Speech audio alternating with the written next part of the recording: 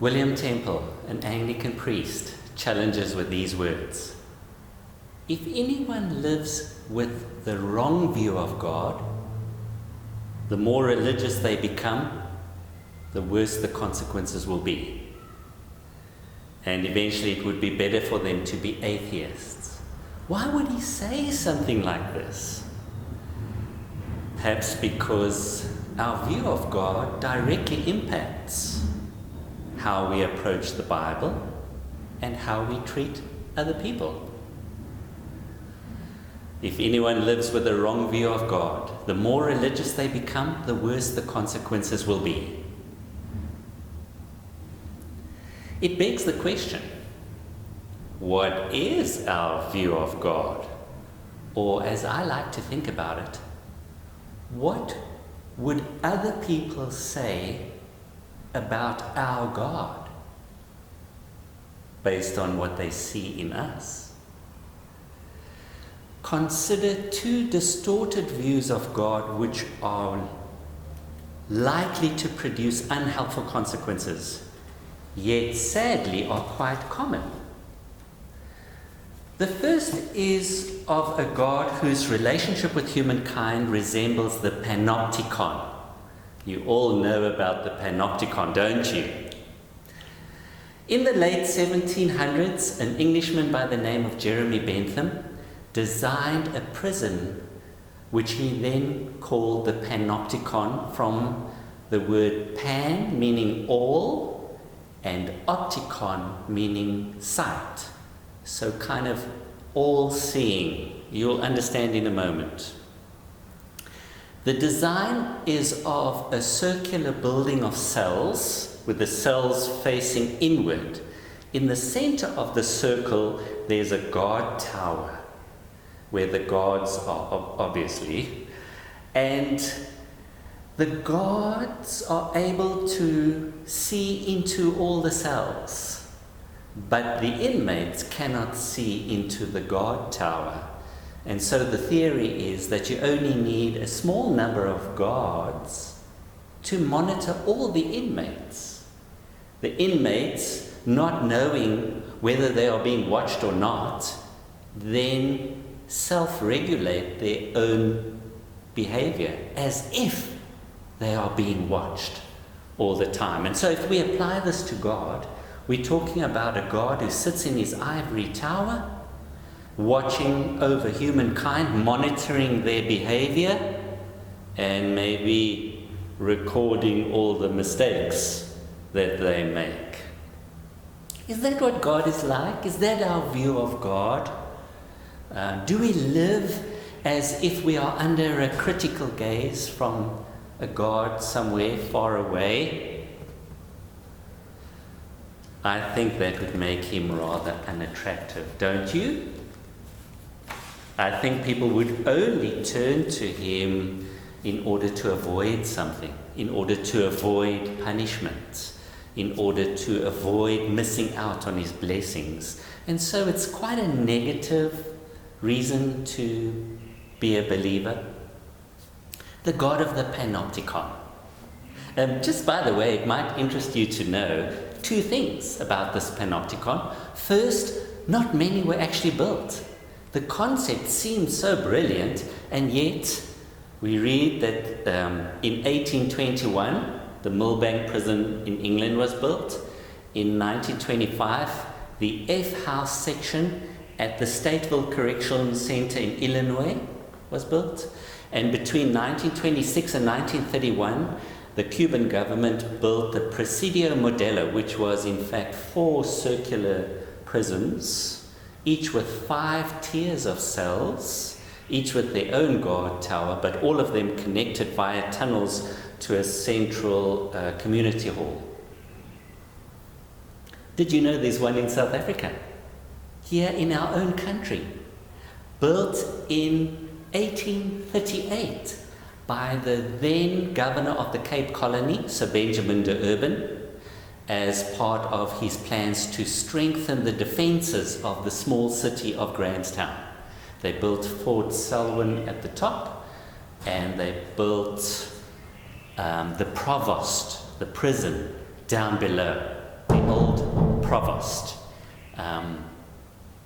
It has a double-story tower, and it has a quarter circle of cells at the periphery, 8 cells in total, each measuring 2 by 3 meters in diameter. So the guards would be upstairs looking down into the cells. In 1937, this building was declared a heritage site, and in 1982 and 83, restoration was done. In 2013, it became the Provost Cafe, a coffee shop. And by the way, if you can ever go, the coffee is excellent. I had the privilege of being there earlier this year when we did a road trip down to that part of our country. The most amazing thing for me personally is that building was there when I was studying in Grahamstown. You know, it's right on campus of Rhodes University. So I used to walk past that building sometimes twice a day. And in fact, the building caught my eye. So how nice to discover all of this about that old building that had been there all along.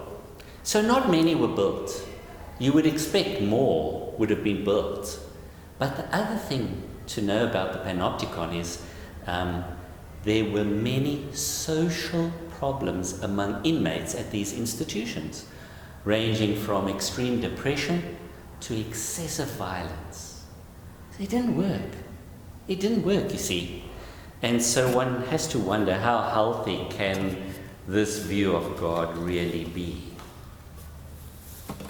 So that's the first distorted view of God, the God of the Panopticon, the God who sits in his ivory tower, watching from afar, monitoring our every behavior and recording scrupulously our every mistake for some future reckoning.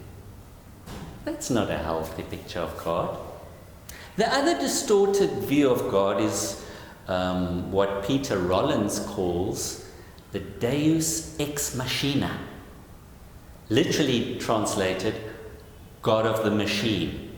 Now, you might know it as a motorcycle brand, because it is, but he refers us back to the open-air theatres of ancient Greece, where plays were put on in open air, and if ever the director wanted to introduce a divine character, a god, they would use a crane-like contraption, and a human being would be lifted up and sort of lowered onto the stage, and this supernatural being would do his magic, and then be lifted off the stage, and the story would continue.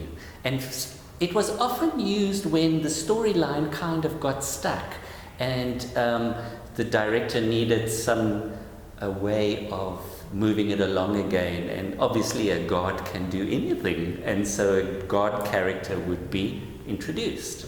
Now, if we apply this to God, then we're talking about a God who we keep on ice, and then we live our lives, and as something happens that goes wrong, we then bring that God into the equation and invite him to do our bidding in order to fix our problem, and then he is allowed to exit stage right and go back to being on ice. That's not a helpful picture of God. I imagine that people wouldn't take that kind of God too seriously. He seems too much a God on our terms and less a God on his terms, supernatural terms, divine. So, the God of the Panopticon, the God of Deus ex machina. Let's rather focus on a healthier view of God, one that we find in our text for today, Hosea chapter 11 from verse 1 to 11. I love this chapter in the Bible. It's It's one of my favorites. Walter Brueggemann writes, Hosea 11 is among the most remarkable oracles of the entire prophetic literature. H.D. Beebe writes, in Hosea 11, we penetrate deeper into the heart and mind of God than anywhere else in the Old Testament. Verses 1 to 4 set the scene, describing the relationship between God and humankind as that of a parent and a child. The Lord says, when Israel was a child, I loved him and called him out of Egypt as my son. I was the one who taught him to walk. Verse 4 particularly describes this in terms that one would associate with a mother. I drew him to me with affection and love. I picked him up and held him to my cheek. I bent down to him and fed him. So right at the outset, God is portrayed as this loving parent. And we are his child. In the text, how does the child respond to this loving parent? Did you notice in those same few verses? The child turns from this God. The child rebels. The child is wayward, willful. The child is disobedient. So it's no wonder then that in the next few verses, from verse 5 to 7, we hear about a well-deserved punishment for a disobedient child, which, by the way, as you no doubt know, is in line with the rules of the Torah. So allow me to read you from Deuteronomy 31, beginning at verse 18. Suppose a man has a son who is stubborn and rebellious, a son who will not obey his parents, even though they punish him. His parents are to take him before the leaders of the town and make him stand trial. Then the men of the city are to stone him to death, and so you will get rid of this evil. Stone him to death. Stone him to death. It makes you wonder, doesn't it? People who take the Bible literally. How do their teenage children ever make it to their adult years? If a child is disobedient and rebellious, they are to be stoned to death. Here, Israel the Son of God, have been disobedient. They have been rebellious, and they deserve to be punished. However, everything changes in verses 8 and 9. Everything, the whole world is turned upside down in effect. Because here we see that God cannot bring himself to follow through with something that is both deserved and a religious expectation. But God cannot do it. How can I give you up, Israel? How can I abandon you? Could I ever destroy you? My heart will not let me do it. My love for you is too strong. I will not punish you in my anger, for I am God, not man. I, the Holy One, am with you. Isn't that lovely? So what we see here is a turning. Not the people turning away from their sin, but God turning away from the requirement of the law. H.D. Beebe writes, the rebel against the law is now not Israel, but the heart of God as it recoils within the God self.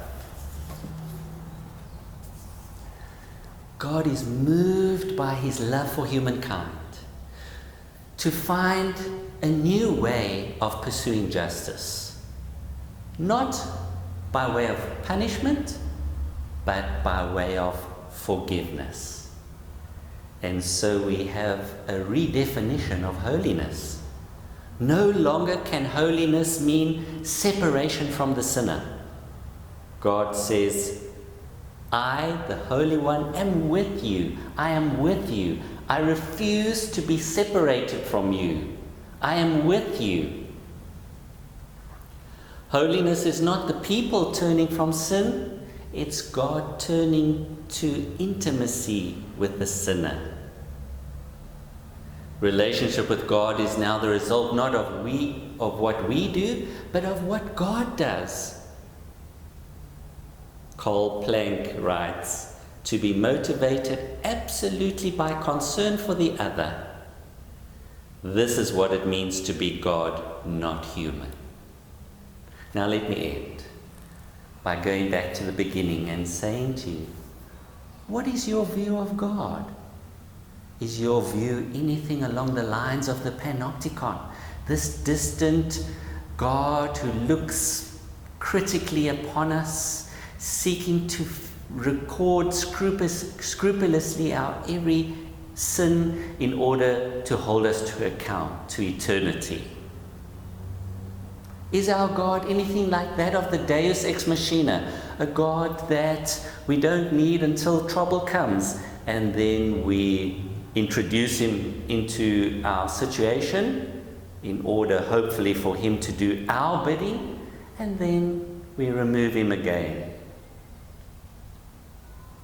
Or is it the God of Hosea 11, the God who loves us so much that he would break the law, the religious law, in order to forgive us, in order to be with us, in order to love us?